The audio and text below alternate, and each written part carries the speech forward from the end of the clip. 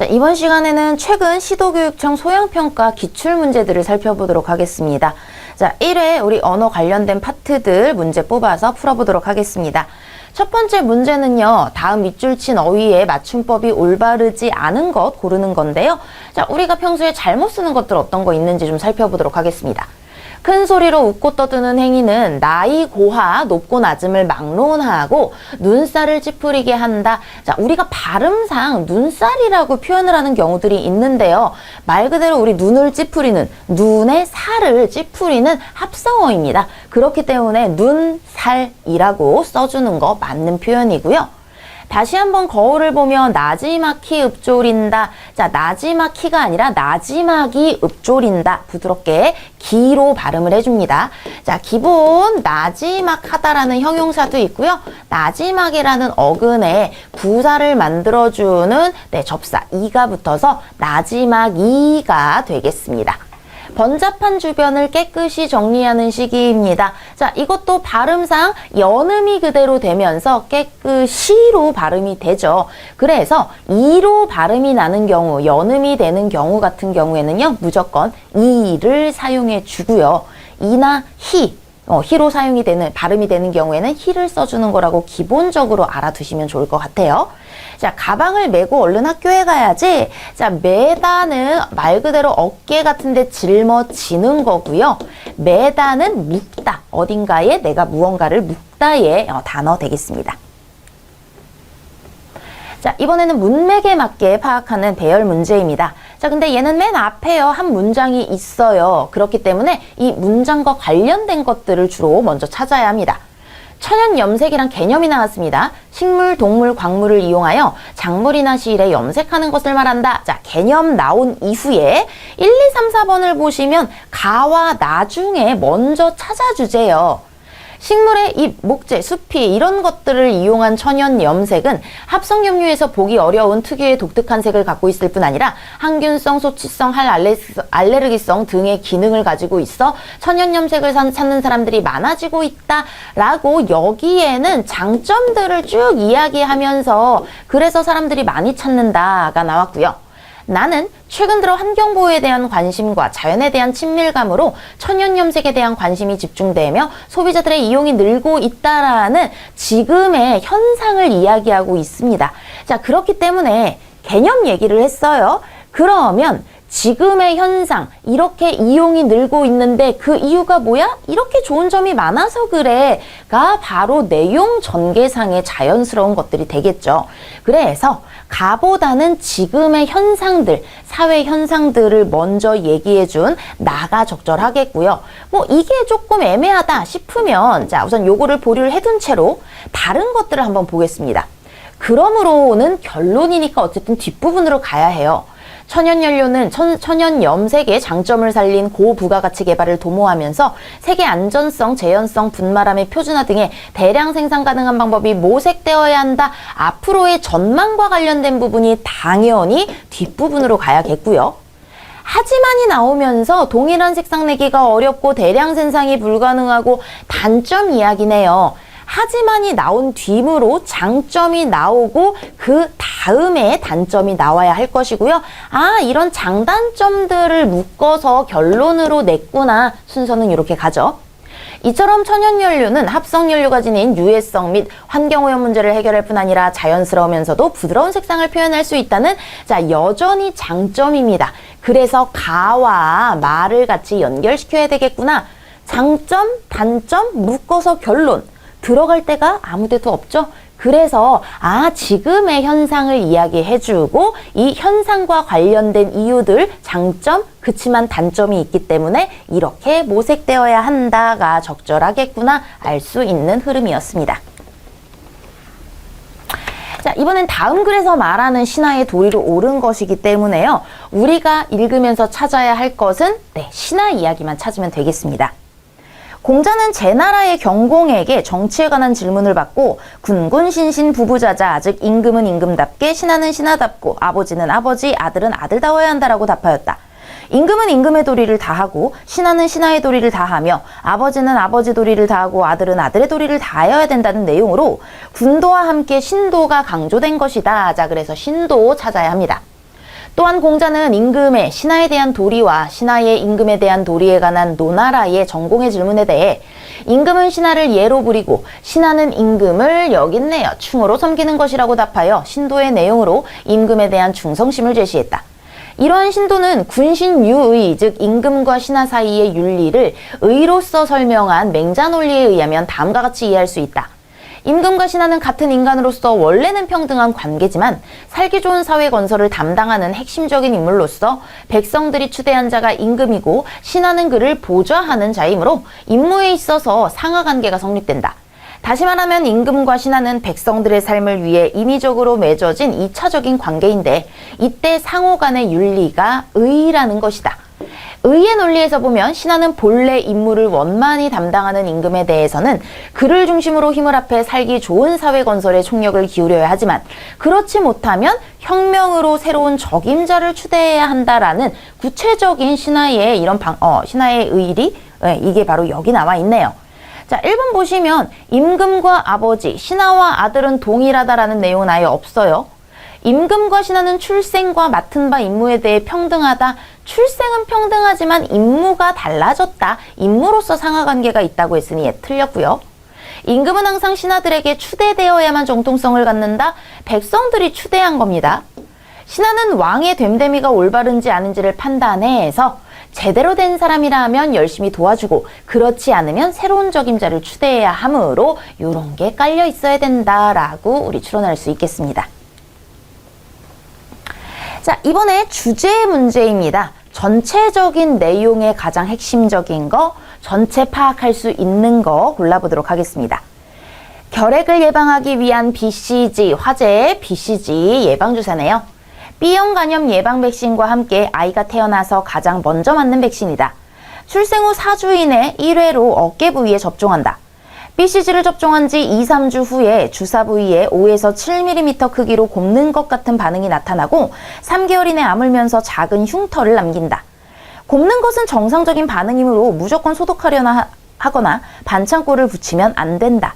하지만 접종 부위에 염증 반응이 생겨 오랜 기간 회복되지 않고 더 심해지면 치료를 받아야 한다.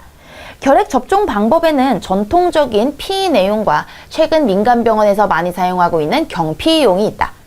최근 경피용이 반응이 적어 선호되는 경향이 있으나 면역력 획득에 있선 피내용에 비해 시술자의 경험이나 술기에 따라 달라질 수 있다는 단점이 있다. 자, 보시면 접종은 이러이러하게 되고요. 접종 방법은 이러이러하다. 결국에 접종 방법에 대한 이야기구나 알 수 있겠네요. 1번 같은 경우에는 첫 번째 문장에 해당되는 거 외에는 없죠. 게다가 중심은요. BCG 결핵 접종입니다. 결핵 예방 백신의 종류를 얘기하는 건 아니고요. 신체 반응 나와 있지만 여러 방법들도 같이 나와 있으므로 너무 좁은 범위고요. 결핵 예방을 위한 결국 결핵 백신 접종 방법에 대한 이야기였습니다. 자, 이번에는 A, B의 대화를 읽고 어느 의견이 더 타당한지 판단하려 할 때 제시할 수 있는 질문으로 적절한 겁니다. 자, 그러면 누가 더 타당하냐라는 것은 기본적으로 우리가 제일 먼저 찾아야 될 거 둘의 논제, 논점이 무엇이냐 하는 것입니다. 자, A가 얘기합니다. 우리 마을의 노인 인구는 급속하게 증가하고 있다. 따라서 마을 입구의 녹지 조성 계획을 취소하고 노인회관 건립을 추진해야 한다. 노인 증가 문제는 어제 오른 일이 아니며 우리의 지역만의 문제도 아니다. 녹지도 필요하지만 다른 개발지를 찾는 게 어렵진 않을 것이다. 그래서 지금 대립되고 있는 게 녹지 조성 계획 대 노인회관 건립이네요. 자, B를 보시면 노인 인구를 위해 노인회관을 짓는다면 차라리 다른 부지를 찾아보는 것이 낫다.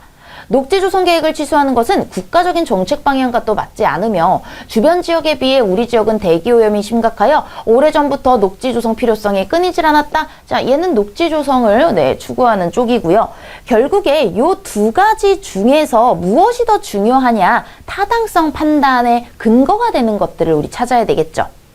마을의 노인 인구와 녹지 조성 현황이 어떤가? 바로 노인 인구 얼마나 증가하고 있길래 녹지 조성 현황 어떻길래 우리가 얼마나 대기 오염이 심각하냐? 이런 것들을 근거로 삼아 찾아봐야 하므로 괜찮고요.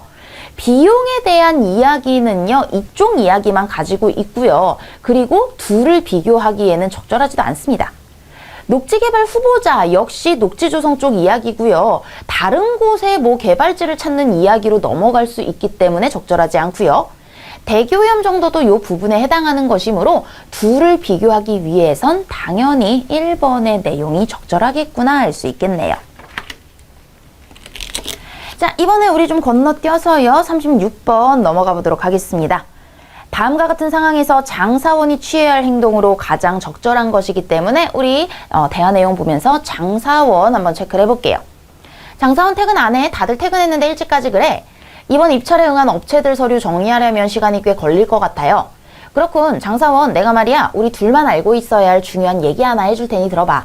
한 30분 정도 있으면 응찰업체 중 한 군데에서 담당자가 찾아올 거야. 내가 그렇게 오지 말라고 했는데 꼭 찾아오겠다고 해서 어쩔 수 없이 만나게 되었어. 내 생각에 아마 식사나 하라고 용돈을 좀 주려는 모양이야. 마침 업체들 서류 종류를 자네와 내가 맡게 되었으니 자네도 나와 함께 담당자나 한번 만나보는 게 어떻겠나? 자, 요거 직업 윤리에 대한 이야기네요. 저도 같이 돈을 받으란 말씀이신가요? 에이 뭐 어때? 용돈이라 해봐야 많은 돈도 아니니까 그냥 모른 척 받아두고 경쟁 업체들 서류 내용이나 슬쩍 알려주면 그만이야. 나중에 회사에서 알면 어쩌시려고요? 이 답답한 사람아, 이런 건 누가 직접 그 자리에서 보지 않으면 절대 알려질 수도 없는 일이야. 지금은 장사원과 나 둘뿐이잖아. 아무튼 자네도 융통성 있게 행동해, 알았지? 라고 했지만 자, 이거는 나중에 큰 문제가 될 소지가 있고요. 직업 윤리에 어긋나는 것이기 때문에 안 된다라고 얘기를 해야 되겠죠. 자, 다른 직원이 모두 퇴근한 것이 맞는지 확인한다라는 건 받겠다는 얘기고요. 업체 담당자로부터 받아도 될 정도의 금액을 나름대로 받겠다라는 뜻이고요. 부당한 말에 동조할 수 없음을 밝히고 담당자를 만나지 말라고 우선 다른 데 뭐 알린다기보다 서대리와의 관계 속에서 해결책을 할 수 있는 부분들 이렇게 표현을 했고요.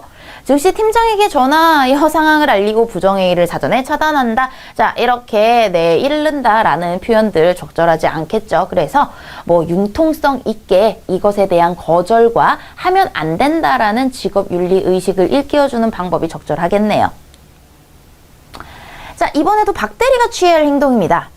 오랜 기간 물품을 공급해오던 A사가 갑자기 납품 가격을 인상을 요구해왔다. A사는 오랜 거래 기간을 통해 신뢰가 쌓여 있으며 회사가 원하는 물품의 스펙도 잘 알고 있어 담당자인 박 대리는 어찌해야 좋을지 고민하고 있다. 상급자도 모두 출장 중이라 마땅히 논의할 사람도 없고 A사에서는 빠른 시간 내에 답변을 해줄 것을 요구하고 있다. 자, 그러면 윗선에서 내가 무언가를 논의할 수 없다라고 한다면 자기 선에서의 해결책을 최대한 조율을 해봐야 되겠죠. 내 맘대로 오케이를 할 수도 없는 상황입니다. 자, 1번 보시면 결정 권한을 가진 사람이 모두 부재 중이니 아무 답변을 줄 수 없다고 통보해버리면 빠른 시간 답변을 해줄 것을 요구하는 이렇게 오랜 기간 신뢰를 쌓아온 A사에 대한 신뢰가 될 수 있고요. 오랜 거래 관계를 고려해 가격 인상을 철회해야 한다고 강력히 요청한다. 일방적인 이런 강압이죠. 업계 상황을 확인하고 새로운 공급업체를 찾기 위한 후보군 물색 작업을 진행한다. 그러면 바꾸겠다라는 뜻입니다. 갑작스러운 가격 인상의 원인이 무엇인지 물어보고 당장의 가격 인상 외에 다른 대안을 나름대로 찾아보고 나중에 상급자가 왔을 때 이런 내가 제시한 여러 대안들과 조율한 대안들을 가지고 이야기를 해보면 훨씬 더 문제 해결이 수월해질 수 있겠습니다. 자, 이번엔 김사원이 취해야 할 행동으로 적절한 거 보도록 하겠습니다. 김사원 오늘 많이 바쁜가요? 뭐 지시하실 업무라도 있나요, 팀장님? 원래 박 대리가 처리해야 할 일인데 오늘 외근이 길어지는 모양이에요. 퇴근 전까지 김사원이 좀 처리해줘야 될 것 같아요. 영문계약서 검토를 오늘까지 완료해야 하는데 영어를 전공했으니 검토할 수 있겠죠. 하지만 제가 영문계약서를 검토한 적이 없어서 법률 용어나 각종 규정의 의미를 제대로 파악할 수 있을지 의문입니다. 모르는 말은 사전도 찾아보고 사례집도 읽어보면 이해하는 데 도움이 될 겁니다. 중요한 건이라 오늘 중에 반드시 완료해야 하니까 실력 발휘 좀 해보세요. 지금 하고 있는 사업계획서 수정 작업을 완료하는 데에도 꽤 시간이 걸릴 것 같은데요. 그 후에 검토를 시작하면 시간이 오후 부서 회의 때 김사원은 참석하지 않아도 되니까 사업계획서 수정을 얼른 끝마치고 바로 시작을 하라고 부탁을 합니다. 자, 지금 나는 해본 적이 없고요. 내 능력 바뀔 것 같고 시간도 없어요. 이렇게 찾아보면서 할 시간이. 자, 그러니 내가 못하겠다. 시간 내에 끝낼 수 급하다고 그랬죠? 그렇다면 분명하게 이야기를 해야겠죠. 자, 팀장의 지시임으로 어떻게든 완료하기로 다짐만 해서 될 건 아닙니다. 정해진 시간은 있고요. 옆 팀 동기인 양사원에게 사정을 이야기하고 계약서 검토에 도움을 요청한다. 자, 이거는 어쨌든 자기가 맡아버리는 책임을 맡는 거기 때문에 이 사람이 또 모른 채 부탁을 할 수는 없어요. 본래 자신이 해야 할 업무가 아니라는 점을 팀장에게 강하게 주장하고 업무 수행을 거절할 수 있는 사람이 별로 없겠죠. 도저히 수행할 수 없는 업무임을 솔직히 말하고 다른 직원과의 업무 조정을 요청한다. 가장 돌려서 이야기할 수 있는, 우선 내가 할 수 없다라는 걸 솔직히 얘기하는 게 우선 가장 중요하고요. 업무 조정 요청까지 해주면 이게 가장 합리적인 방법이라고 생각할 수 있겠습니다. 자, 이번에도 책임자가 우선적으로 취해야 할 행동입니다. 고객 상담이네요. 가능한 일자를 내 맘대로 선택하지 못하나요? 죄송합니다만 고객님, 지정된 몇 개 일자 중에 선택하셔야 합니다. 지정된 날짜 중에는 나에게 맞는 날이 없는데 어떡하라는 거죠? 그래도 정해진 회사 규정이 그런 것이니 어쩔 수 없다라고 얘기하네요. 아니, 당신들 마음대로 정한 규정을 나한테 무조건 따르라는 거예요. 저희도 모든 고객님의 사정을 하나하나 봐드릴 순 없지 않겠습니까? 이거 도대체 말이 안 통하는군. 당신 말고 다른 직원 나와보라고 해요. 자, 책임자가 무슨 일이십니까, 고객님? 아니, 이 사람이 말하는 걸 듣자니 너무 화가 나서 내부 직원을 불러 따지고 싶어서 불렀어요. 당신들 대체 고객 대하는 태도가 이게 뭐예요? 자, 고객이 화난 이유를 먼저 파악을 해야 되겠죠.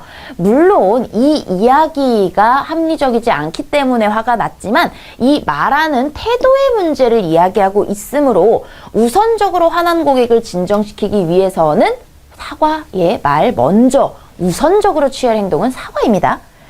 개인정보 확인부터 해야 하니 자, 먼저 이거 알려달라고 요청하는 거 잘못됐고요. 상담 직원에 대한 잘못을 다시 설명을 해달라고 하고 있고요. 고객의 심기를 불편하게 해서 죄송하다는 네, 어쩔 수 없습니다. 사과의 말을 먼저 책임자가 해야 하고요. 감정노동을 하는 상담 직원에 대한 예의를 갖춰 달라는 건 물론 중요합니다만 우선은 고객에 대한 사과를 먼저 해줘서 화를 가라앉힌 다음 이유에 대한 것들을 물어봐야 되겠죠.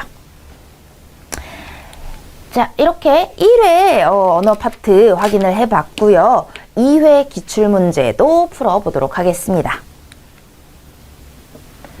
자, 2회 1번부터 들어가 보도록 할게요. 외래어 표기가 올바르지 않은 건 나와 있습니다. 자, 태입이라고 나와 있는데요. 우리 발음 기호상 태입프라고 나와야 되겠죠. 자, 이 P, K, T, P가요. 받침으로 오는 경우와 으로 오는 경우 말씀을 한번 드린 적이 있는 것 같은데, 자, 앞에가요. 짧은 모음이거나 발음상 비음에 해당하는 얘를 자, 얘를 제외하고요. 요 외의 자음 사이에서는요, 받침으로 쓰입니다. 그런데 얘 같은 경우에는 두 개의 모음이기 때문에 짧은 모음에 해당하지 않습니다. 그렇기 때문에 얘는요, 얘를 을을 붙여서 태이프라고 표기를 해줘야 되겠습니다. 자, 프라이팬입니다. F 하나의 기호는 하나의 음운으로 표기하기 때문에 F는 P, 그래서 프라이팬이 맞겠고요. 자, 커피숍입니다. 받침에 오는 것들 디귿을 제외하고 마바사아 요렇게 7가지의 받침만 사용을 합니다. 자, 캐비닛 요것도 발음 기호 그대로 따지면요, 캐비닛입니다. 그래서 네, 캐비닛 발음 기호상 여러분들이 조금 찾아보면서 공부를 해주시면 외래어 표기법 네, 공부하실 수 있을 것 같아요. 자, 이번에는 속담 문제네요. 글의 상황을 먼저 좀 살펴보도록 하죠.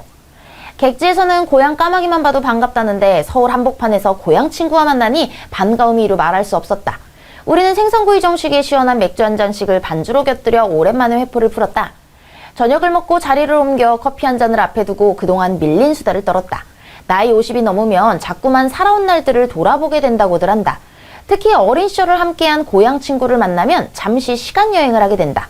그 친구는 약국집 딸로 의사가 됐고 나는 문방구집 딸로 태어나 영어 강사가 되었다. 그러고 보니 서울로 치면 사대문 안에 태어나 제주도에선 제일 좋은 초중고를 졸업한 우리는 교육열 높은 부모 덕분에 서울로 유학하는 행운을 누릴 수 있었다. 우리 나이 또래 세대의 딸들에게 대학 교육까지 시키는 부모는 흔치 않았다. 다행히 우리는 교육열도 높고 딸아들 차별하지 않는 열린 마인드를 가진 부모를 만났던 것이다.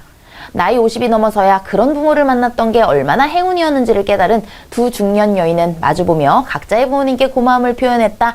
결국 부모님을 잘 만나서 이렇게 지금의 자리에 오르게 되었다 내용인데요. 검은 똥 누고 나면 부모 은공을 알게 된다. 자, 검은 똥을 넣었다라는 건 자식을 낳았다라는 거예요. 그래서 자식을 낳아봐야 부모님에 대한 감사를 알게 된다라는 뜻이고요. 부모가 반팔자다. 그래서 부모 잘 만난 게 팔자의 반, 운명의 대부분을 차지한다. 그래서 부모님을 잘 만났구나. 부모는 차례걸음이나, 자, 이거는요, 사실 약간 뭐 부모님이 돌아가시는 건 뭐 차례대로의 순리다라고 약간 위로를 해주는 이런 표현을 쓸 때 사용되는 말입니다. 자식 둔 부모는 알을 둔 새 같다. 언제 깨질지 모르는 자식 걱정하는 그런 이야기 되겠습니다. 자, 이번에는 글에 대한 반론입니다. 반론을 알기 위해서는요, 이 글의 핵심 주제를 먼저 파악을 해야 되겠죠? 청년의 일자리 선택은 커리어 결정의 성격을 가지기 때문에 그들은 미래가 불투명한 일자리보다는 오히려 스펙 쌓기를 선택한다. 대기업 취업을 위해 장기간 대기하는 이유도 일생을 두고 본다면 그쪽이 소득이 더 크다고 기대하기 때문이다. 결과적으로 청년들은 영세업체보다 중대형 사업자 등 공식 부분의 임금 근로자를 선택하는 비율이 높다. 자, 요즘 청년의 일자리 이런 특징들을 보여주고 있습니다. 자, 이것에 대한 반론으로 나와야 한다면 결국에 스펙이나 대기업 취업보다 다른 게 더 중요하다라는 논점으로 나가야 되겠죠. 자, 1번 보시면 대기업은 공무원보다 임금 수준은 높지만 근로보장성이 낮다. 자, 대기업도 공무원도 이런 공식 부분의 임금 근로자이기 때문에 얘네들을 비교할 수는 없어요. 미래 인재 조건으로 스펙보다 현업에서의 조기 경험이 더 중요하다. 네, 기다리기보다 먼저 경험을 하는 게 중요하다라는 반론으로 적절하겠네요. 영세업체의 근무 환경이 열악하기 때문에 애들이 기다린다라는 거니까 얘는 반론이 아니고요.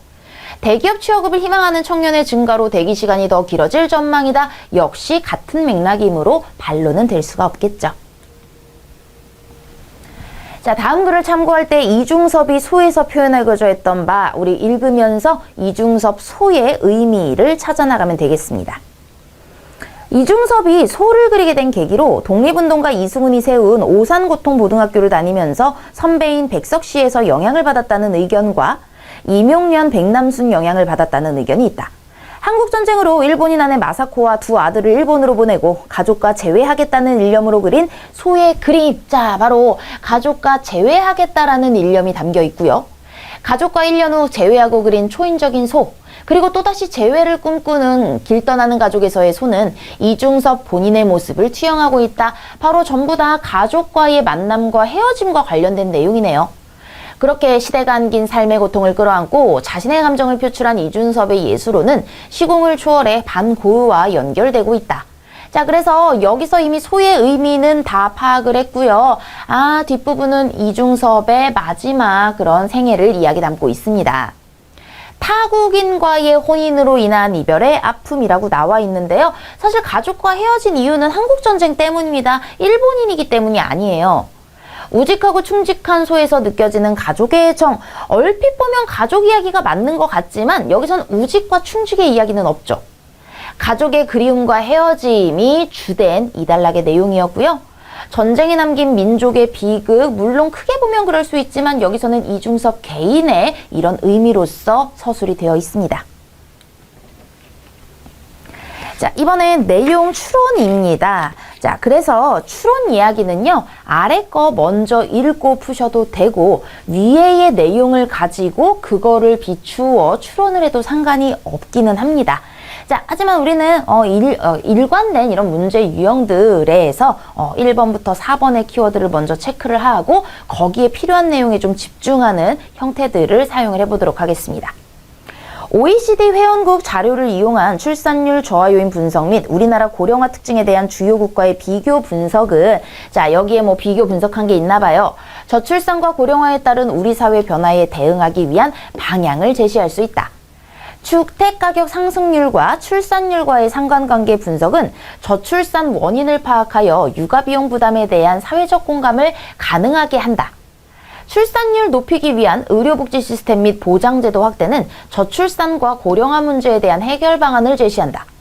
남성 근로시간 연장에 따른 출산율에 미치는 부정적인 영향 파악은 글의 주제를 뒷받침한다. 자, 그래서 여러 다른 자료들을 가지고 어디와 연결을 시킬 건지에 대한 내용인가 봐요. 자, 보시면 우리나라 합계 출산율은 1.17명으로 세계 최저 수준인 가운데 기대 수명은 높여지며 인구 구조 고령화 빠른 속도로 진행되고 있습니다. 2018년 고령 인구 비율이 14.3%인 고령 사회에 진입했으며 2025년은 20%인 초고령 사회에 진입할 것으로 예상합니다.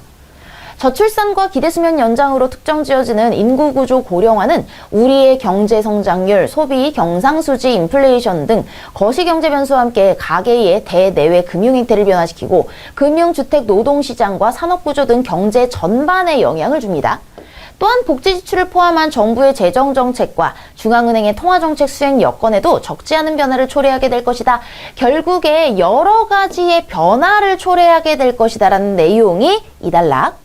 따라서 결론, 거시적이고 장기적인 관점에서 인구 고령화 영향을 점검하고 이에 잘 대비하는 것이 중요하다. 이에 대응해 우리나라 정부는 2004년 저출산 고령화 문제를 국가 의제로 설정하고 2006년부터 세 차례에 걸쳐 5년 단위로 기본 계획도 수립해 추진해 왔으나 성과가 미흡하대요. 인구 정책이 그 성과를 내는 것은 최소 한 세대 이상의 물리적 시간이 소요되는 만큼 미진한 점을 진단하고 개선하는 것을 지체한다면 안 돼라고 이야기하고 있습니다. 자, 그래서 요 진단, 개선 점들을 우리가 연결을 시켜보는 그런 문제구나 확인할 수 있겠네요. 자, 1번에요. 요런 것들을 다른 나라들과 비교를 해서 왜냐? 다른 나라에 비해서 우리나라는 초고령 사회 이렇게 적고요. 우리가 앞으로 이렇게 해야 되는 이야기들이 많기 때문에 다른 나라들과의 비교 분석을 통해서 앞으로의 방향을 제시하는 3단락과 연결시킬 수 있는 자료들이고요. 주택가격 상승률이라든지 이런 거 전부 다 경제 관련된 얘기들이죠. 출산율과의 분석 역시 바로 저출산 원인과 관련된 이런 변화 과정들 연결시킬 수 있겠습니다. 출산율을 높이기 위해 의료복지 시스템 개선. 자, 출산율을 높이기 위한 것과 의료복지 시스템은 사실 직접적인 관계가 없어요. 오히려 고령화에 대한 대응 방안일 수 있겠지만요. 저출산 고령화 문제에 대한 이거 자체가 이 두 가지를 해결할 수 있는 것들은 아니겠죠. 오히려 고령화에 대한 대책으로서 이런 것들을 필요로 한다라는 내용이지 여기에 실질적으로 나와 있는 저출산 때문에 문제가 되는 고령화 이야기와는 거리가 멉니다. 자, 남성의 근로시간 연장과 관련된 자료는요. 여성 혼자 육아의 부담을 지우기 힘든 이런 상황에서 출산율이 낮아지는 원인으로서 가능하기 때문에 글의 주제를 뒷받침하는 추가적인 자료로 사용할 수 있겠구나 이렇게 추론하는 문제였습니다. 자, 이번에 알 수 있는 내용 바로 내용 일치 문제 되겠습니다. 그러니까 우리 키워드 체크하고 보도록 하죠. 무작위 배정 및 눈가림을 배제한 임상실험은 환자들에게 불안 심리를 없애줄 수 있다. 임상시험에 따르는 불확실성을 환자가 받아들이는 방식에 따라 적응력이 다르다. 어느 단계에 응하는지를 알게 되면 대처 능력이 향상된다. 임상시험을 통한 항암제 효과는 그 자체보다 심리 상태가 더 크게 작용한다. 자, 맞는 거 고를 거예요. 항암제 임상시험은 암 환자를 대상으로 하는 임상시험으로 새로운 치료법의 효과성과 안정성을 증명하는 단계이다. 즉, 임상시험을 거친 항암제만이 암 환자 진료에 사용될 수 있으므로 항암제 임상실험은 신약 개발의 필수적인 단계이다. 항암제 임상시험은 1상, 2상, 3상, 3단계로 진행되는데 1상 임상시험은 환자에게 안전하게 사용할 수 있는 새로운 항암제의 최대 용량 및 독성을 탐색하는 단계이다. 2상 임상시험은 특정 암에 대한 새로운 치료법의 효과를 규명하는 단계이며 3상은 1, 2상 시험을 거친 항암제를 기존의 표준 치료와 비교하는 단계이다. 자, 여기서는 1상, 2상, 3상이 뭔지에 대한 내용이라 아직 우리가 필요한 거 없습니다. 항암제 임상시험은 대부분 무작위 배정을 통해 치료군 또는 대조군에 배정받게 되며 이중 눈가림으로 인해 대상자 자신이 어떤 군에 속하는지 알 수 없다. 성공적인 임상시험을 위해서는 임상시험 피험자의 모집 속도 및 임상시험 수행의 질이 중요 인자로 고려되지만 알려지지 않은 부작용, 무작위 배정 및 눈가림에 대한 이해 부족은 임상시험에 참여하는 대상들의 불확실성을 높이고 두려움, 불안, 미련 등의 심리적인 스트레스를 경험하게 한다, 알 수 없기 때문에 이런 두려움이 생긴다라는 내용, 바로 1번의 내용이 틀린 거라는 거 알 수 있겠죠. 자, 그래서 이 부분에 따라서 알게 되면 향상될 수 있다고 했는데 알 수가 없는 내용입니다. 그래야 시험이 진행이 되거든요. 그래서 3번 같은 내용은 아예 말이 안 되는 내용이에요. 그러나 항암제 임상시험에 따르는 이러한 불확실성이 높더라도 불확실성을 기회로 평가하고 대처를 잘한다면 의료진은 환자가 적응을 잘하도록 도울 수 있다. 따라서 항암제 임상시험 대상자들이 그들의 상황 속에서 적응을 잘하도록 돕기 위해서는 불확실성을 고려한 심리 상태에 대한 사정과 대처를 향상시킬 수 있는 간호 계획을 통해서 이렇게 더 좋은 결과를 이끌 수 있겠구나. 그러니까 불확실성을 어떻게 받아들이냐에 따라서 적응력이 다르게 나타날 수 있다라는 2번의 내용이 적절하겠네요. 자, 마지막도 한번 보시면 여기서 얘기하는 의료진의 설명과 효율적인 의사소통을 통해 이해도를 높이면 정보 교류에서 비롯되는 불확실성도 줄이고 지금의 상황을 기회로 인지할 수 있도록 돕는 간호계획 수립이 필요하다가 주장인데 4번 같은 경우에는 항암제보다 심리 상태가 더 크다라는 내용이에요. 그렇다면 이거는 항암제의 효과를 알아보기 위한 시험이 될 수 없으므로 결국에 여기서 말이 되는 것은 2번밖에 없습니다. 자, 다음 7번 문제 보시면 여기도 다음 글을 통해 알 수 있는 사실로 적절한 것이므로 자, 한번 요 아래 거 체크를 해볼게요. 세계보건기구가 추정하는 세계 사망자 수 5천만 명 미만이라는 거. 자, 요 기간 동안 우리나라는 지구 전체보다 줄곧 높은 평균 기온을 보여왔다. 정부의 충분한 예산 지원만 보장되면 신재생에너지는 적용될 수 있다. 2030년에도 재생에너지는 3분의 1에 미치지 못할 것이다. 이렇게 숫자나 시기와 관련된 것들은 찾기가 쉽기 때문에 바로바로 확인할 수 있겠습니다. 세계는 화석연료 사용으로 급속한 경제성장을 이뤘으나 기후변화, 미세먼지 등 환경 문제에 직면해 있다. 지난 100년 동안 지구의 평균 기온이 0.75도 상승, 국내는 1.8도 상승했으며 세계보건기구는 세계 사망자의 16%가 대기오염으로 사망했다고 추정했다. 자, 여기 1, 2번 두 가지 내용이 있죠. 자, 5천만 명, 지금 16%가 830만 명이래요. 그러면은 우리 830만 명의 16%, 자, 요거를 구하기 위해서 확인을 하면 5,187만 이렇게 점을 숫자를 만을 제외하고 나오면요. 미만이라고 하는 거 요 계산상 틀린 내용이고요. 줄곧 높은 평균 기온이다. 이거는 그냥 요 기간 동안 평균 기온이 요만큼 상승했다지 항상 높은 채를 보여왔다라는 내용은 아닙니다. 자, 2015년 파리협정이 체결되면서 전 지구적인 기후변화 대응이 이루어질 것으로 전망된다. 또한 국내에는 밀양 송전탑 사건 이후로 송전탑에 대한 기피가 심해지면서 분산전원 이슈가 부각되고 있다. 원자력 발전, 석탄, 화력 발전 등에 필요한 송전탑 수용성이 낮아 사회적 문제가 야기되고 있기 때문이다. 반면 태양광, 연료정지 등은 소비자에서 전력 생산이 가능하고 고압 송전시설 문제가 없어 사회적 문제 해결에 효과적인 것으로 알려져 있다. 최근 한국 정부는 재생에너지 목표를 2030년까지 발전량 대비 20%로 설정하였다. 그래서 2030년까지 목표 자체가 20%이므로 3분의 1에 미치지 못할 것이다 라는 내용, 요게 맞는 적절한 표현 되겠고요. 하지만 국내 신재생에너지 발전을 위해서는 여러 가지 중요한 이슈가 존재하므로 정책적 해결이 필요하다. 단순히 경제적 예산 지원만 보장된다고 되는 것은 아니라는 내용이죠. 자, 그래서 4번 적절한 거 골라봤고요. 자, 우리 조금 건너뛰어서 41번으로 넘어가도록 하겠습니다.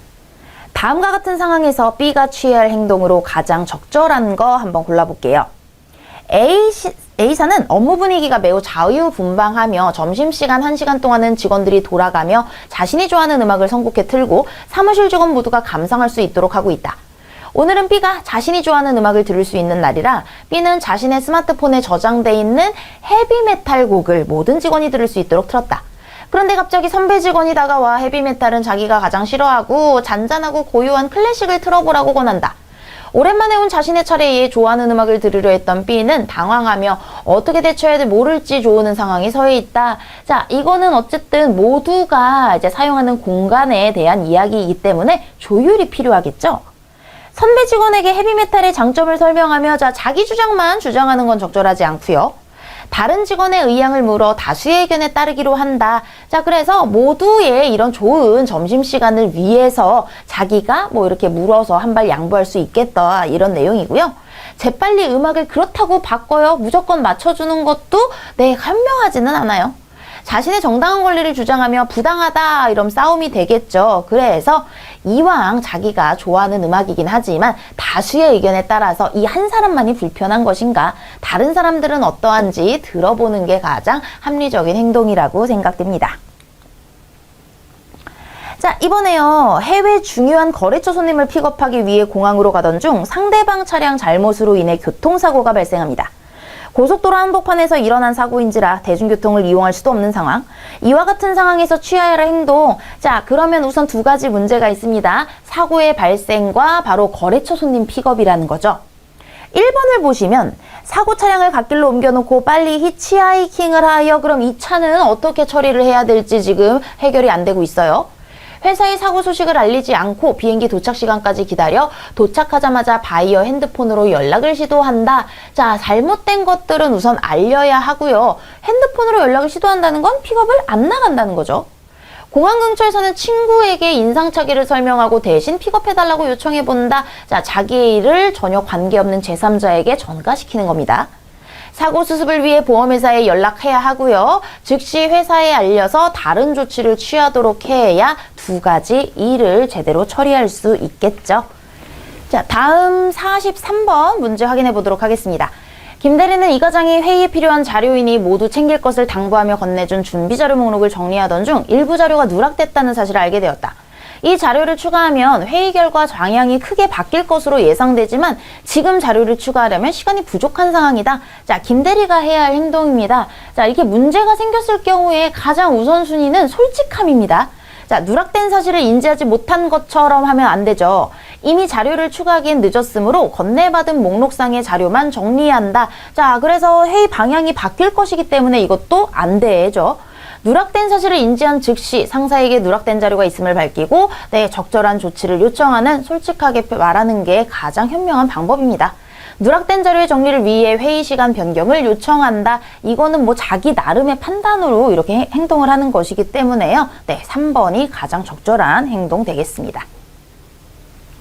자, 이번에 D사는요. 프로젝트 진행을 위해 용역 입찰 공고를 냈다. 다음과 같은 상황에서 담당자의 행동이네요. 용역 입찰 공고를 하고 마감일이 다가오지만 입찰에 응하는 업체의 수가 예상보다 훨씬 적었다. 차라리 입찰 공고를 하지 말고 다른 방식으로 용역 업체를 찾아보는 것이 더 나았을 정도로 참여율이 저조했고 현재까지 참가 신청서를 낸 용역 업체는 업계에서 인지도나 평가가 그다지 우수하지 못한 업체들 뿐이었다. 게다가 지난번 용역 입찰에 선정돼 별 문제 없이 업무를 수행해낸 S사도 이번엔 입찰 참가업체 명단에 보이지 않았다. 그런데 신청서를 제출한 참가업체 명단을 살펴보던 담당자는 참가업체 K사의 대표가 자신의 대학 동창인 것을 알게 되었다. 자, 어쨌든 특혜는 주면 안 됩니다. 입찰 신청 마감일을 연장하여 더 많은 회사들이 지원할 때까지 기다린다. 이거는 뭐 본인의 입장, 담당자가 지원할 때까지 기다린다고 뭐 더 많은 입찰이 일어난다라는 보장도 없기 때문에 적절하지 않고요. 입찰을 무효화하고 이미 공고를 내고 입찰을 받았기 때문에 무효화했다라고 볼 수는 이건 잘못된 행동이고요. 특혜를 제공하지 말고 K사 자료를 유심히 살펴보아 회사의 능력과 업무 수행 역량을 미리 파악해 둔다. 자, 만약에 이랬을 경우 특혜를 제공하지 않는다라는 전제하에 괜찮은 회사다라고 한다면 입찰을 한번 권유를 해볼 수는 있으니까 나쁘지 않고요. 학연에 의한 불필요한 오해 소지가 있으므로 일부러 K사가 선정되지 않도록 조치해 둔다라는 거는 일부러 얘를 제외하는 거기 때문에 네, 적절하지 않겠네요. 자, 그래서 K도 이미 참가 명단에 들어가 있기 때문에 결국 이거는 회사 능력과 업무 수행 역량을 미리 파악한다라는 내용이므로 얘가 취할 수 있는 행동으로 네, 가능한 이런 답이 되겠습니다. 자, 이렇게 우리 2회까지 문제 풀어봤습니다.